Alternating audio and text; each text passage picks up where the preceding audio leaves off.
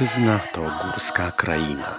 Beskidzka część Karpat, okraszona mnóstwem drewnianych, urokliwych cerkiewek, zamieszkana przez Rusinów zwanych Łemkami. Łemkowie to autochtoni tej ziemi. Pomimo wielu burz dziejowych, od wieków po dzień dzisiejszy przywiązani do prawosławia kultywują swój język, bogatą tradycję i kulturę oraz religię.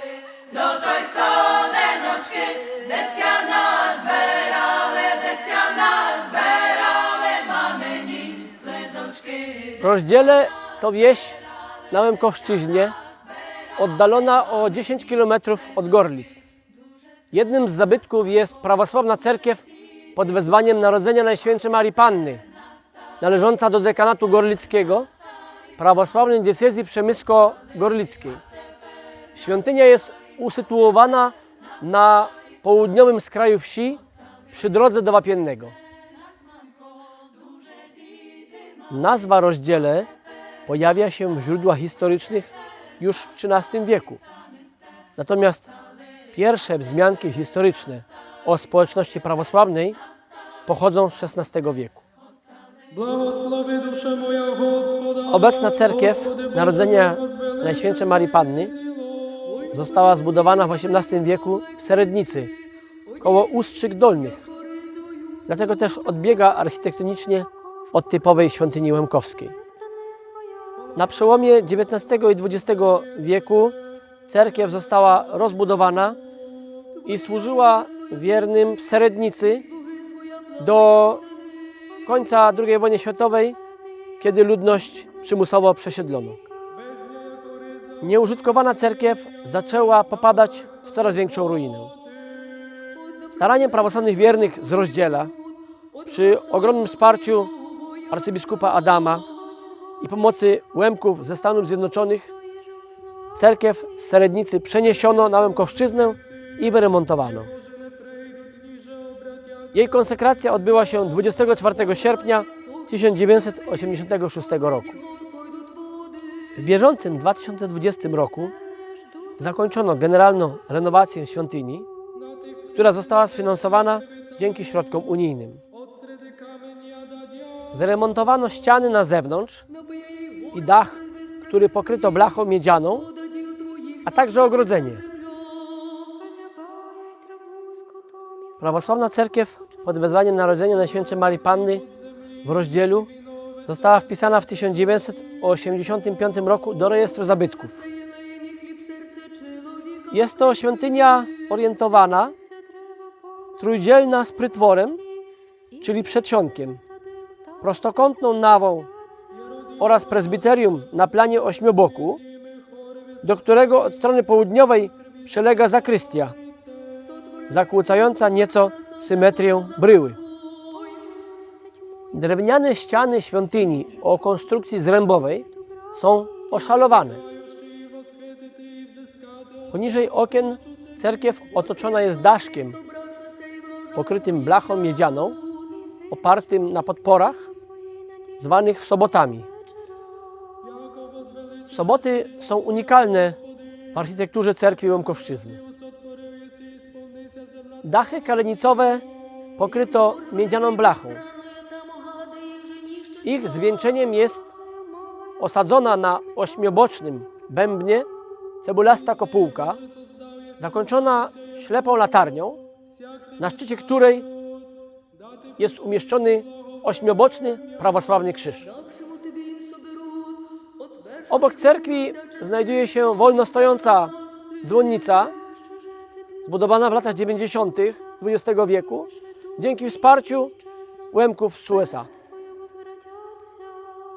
Cały teren przycerkiewny ogrodzony jest drewnianym płotem krytym gontem.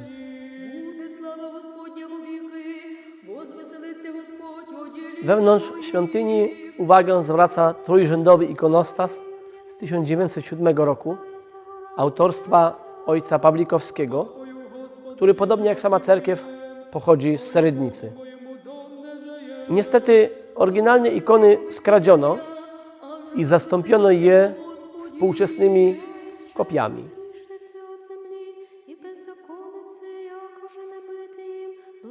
Ściany cerkwi zdobi skromna polichromia figuralno-ornamentalna, której głównym elementem jest ikona umieszczona na suficie, przedstawiająca scenę Narodzenia Przenajświętszej Boga Rodzicy.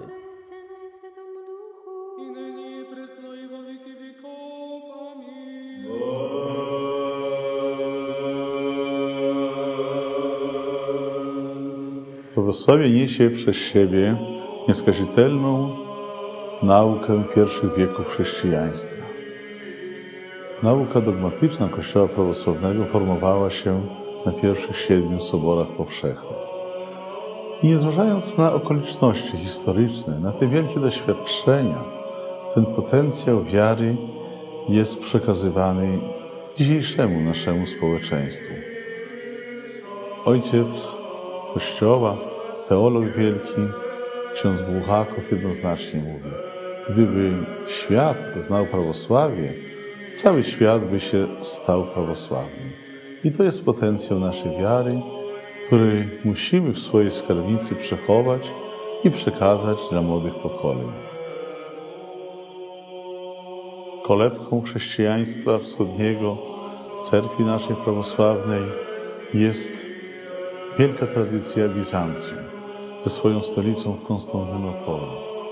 I zawdzięczając tej kolebce chrześcijaństwo prawosławne rozpowszechniło się w krajach słowiańskich, jak Serbia, Bułgaria, Morawy i w ten sposób dotarło do naszych ziem. Nasza tradycja prawosławna początki swoje bierze na naszych ziemiach z misji cyrylo-metodiańskiej. Ta misja świętych równych apostołom Cyryla i Metodego dotarła na tereny naszej Rzeczypospolitej. Ale prawosławie rozwija się i w dzisiejszej dobie czasu. Na kontynencie amerykańskim coraz to nowi członkowie naszej cerkwi włączeni są właśnie do łona świętego prawosławia. Na kontynencie afrykańskim patriarchat aleksandryjski ciągle otwiera nowe diecezje, nowe parafie, ale zachodnia Europa. Pojawiają się nowe parafie, jak we Francji, w Niemczech. Prawosławie jest tą światłością ze wschodu, która daje świadectwo swojej duchowości, a jednocześnie daje gwarancję dla człowieka na wieczne zbawienie.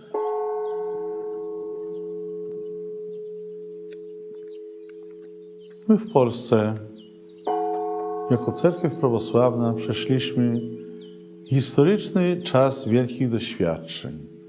Przed II wojną światową potencjał Kościoła prawosławnego II Rzeczypospolitej szacował się na około 7 milionów wyznawców. Dzisiaj cerkiew prawosławna jest spuścizną tej tradycji, liczy około 500 000 wyznawców. Pojawia się u nas nowa migracja ze wschodu. Благословен Бог наш, всегда, ныне и присно, и во веки веков. Dzisiaj na terenie Podlasia, naszej diecezji, stare monastery ze swoją historią, jak monaster świętego Onufrego w Jabłecznej, jak monaster Opieki Matki Bożej w Turkowicach, a także wpisany w panoramę życia Kościoła prawosławnego monaster świętych sióstr Marfy i Marii na Świętej Górze Grabarce stanowią wielki potencjał i duchowości, i wiary, i naszego dziedzictwa duchowego.